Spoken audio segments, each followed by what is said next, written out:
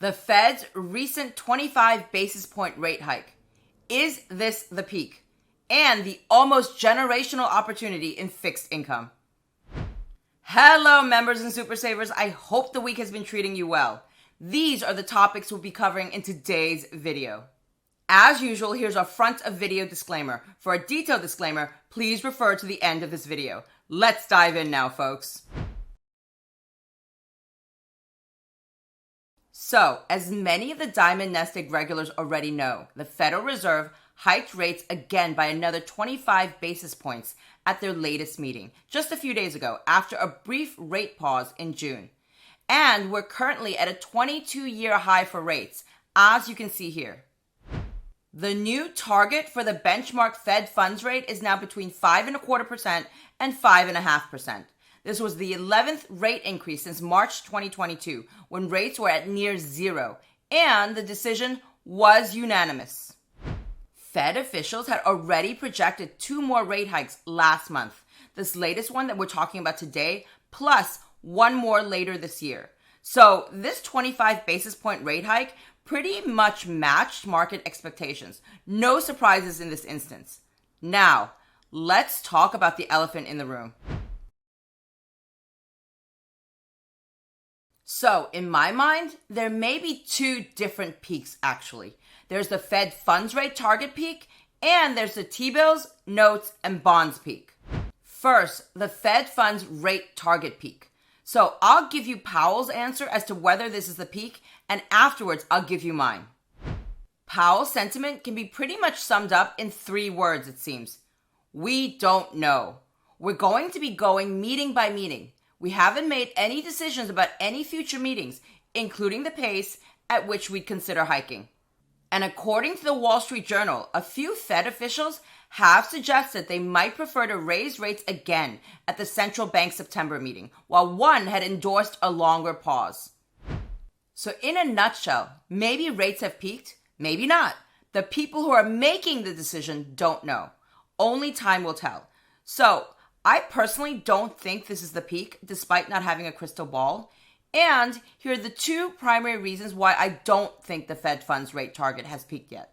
1, we still haven't reached the Fed's target inflation rate of 2%. Yes, we're getting close with the latest CPIU reading at 3% year over year. But the Fed's favored inflation measure, core inflation, which excludes more volatile food and energy prices, remains fairly stubborn at 4.8% year over year, which brings us to 2. Energy and some food prices are spiking up again. Just this week, U.S. gasoline prices reached an 8-month high. And to make matters worse, Bloomberg reports that grain prices could rise up to 15% as Russia ended the Ukraine grain export deal last week. Ukraine is among the world's top grain and vegetable oil shippers.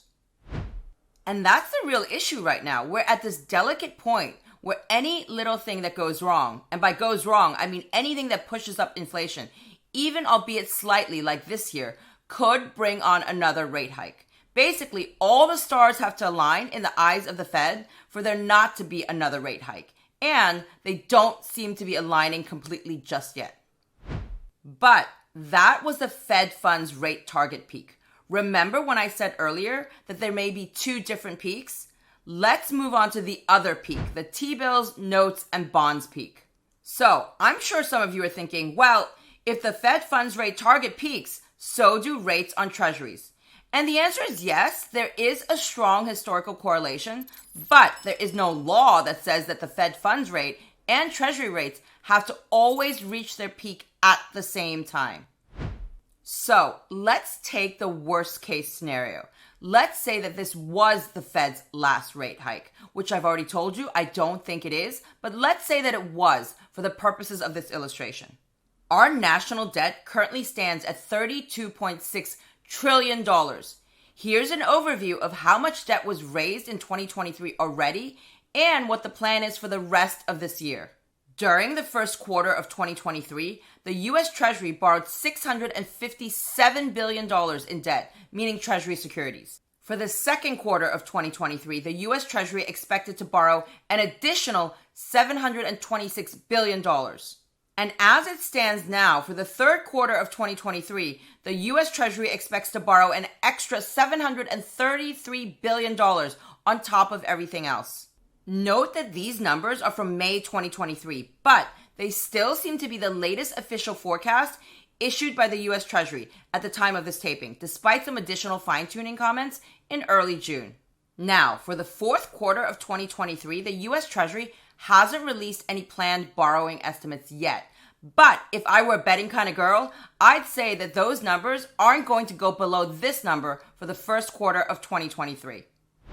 What this means is that between now and the end of this year, there will most likely be significantly more than $1 trillion of Treasury securities being auctioned off. So a massive supply of new Treasury securities has been and should continue to flood the market in coming months. Which, all else being equal, means an almost historical increase in supply of treasuries, which in turn should drive the price of treasury securities down and the yields of those same treasury securities up.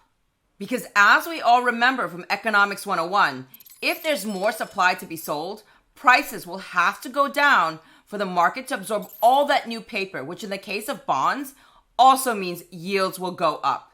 And from another Bloomberg article this week, Wall Street is bracing for a fresh deluge of treasury bills, all these treasury securities that our government has to sell to plump up its coffer.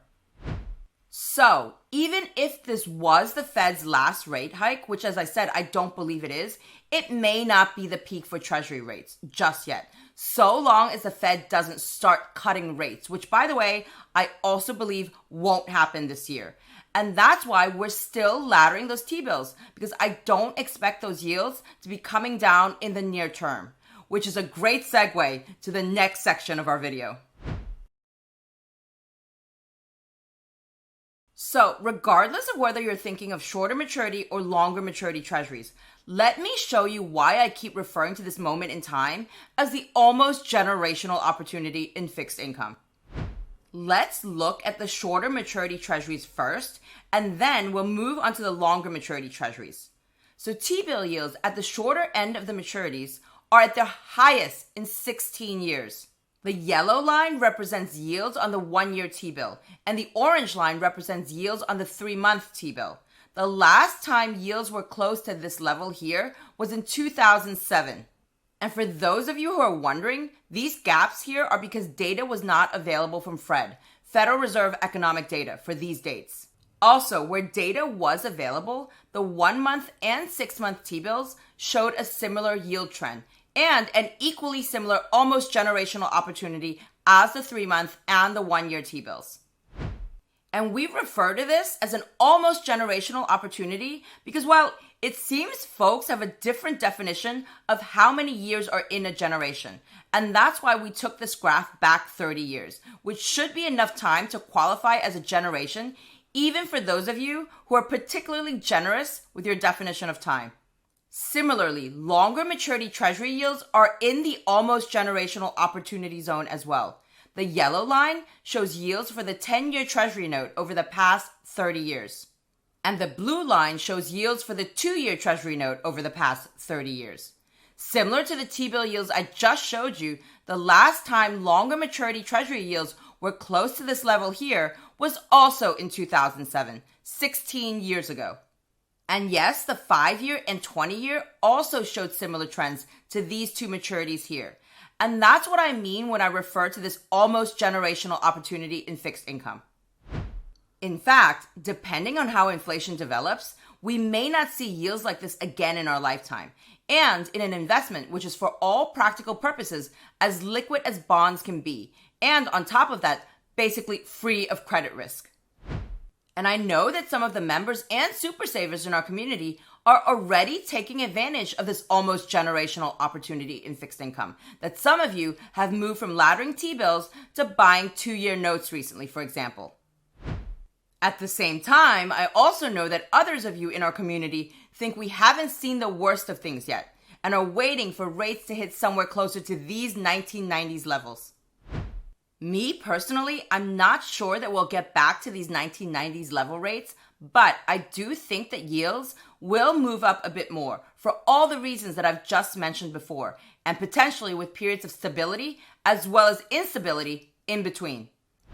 Plus, even when rates do peak in bond land, they rarely peak in a single day or week and then disappear. For better or worse, things tend to move a bit slower in the bond market. It doesn't have the same wild day-to-day swings that are generally characteristic of the equity market. Meaning that those of us who are laddering on the shorter end will have a little bit of time to switch out of our T-bill ladders into longer maturity treasuries, or perhaps into even higher yielding fixed income instruments, such as agencies or corporates, or in some cases, munis, if this is something we want to do. As I always say, everyone's financial journey is different. What about you? Are you going out longer with your fixed income investments? Do you think rates have peaked? Drop a comment below and let us know. And for those of you who want to take full advantage of this almost generational opportunity in fixed income, I would love to invite you to join our next live member Q&A on August 25th at 5:30 p.m. Eastern Time, and to check out our latest member videos in the world of bonds. This one is hitting soon. Supporting our channel through membership also allows us to keep producing one-of-a-kind, unbiased, sponsorship-free videos for this super saving community. Click on the join button on our YouTube channel page or the link in the video description below for more details about Diamond NestEgg membership. All right, members and super savers, as always, I hope you enjoyed this video and learned something new. And if you did, don't forget to share this video with the fixed income fans you care about and hit that thumbs up, and see you again very soon with more brand new wealth building content for your financial journey.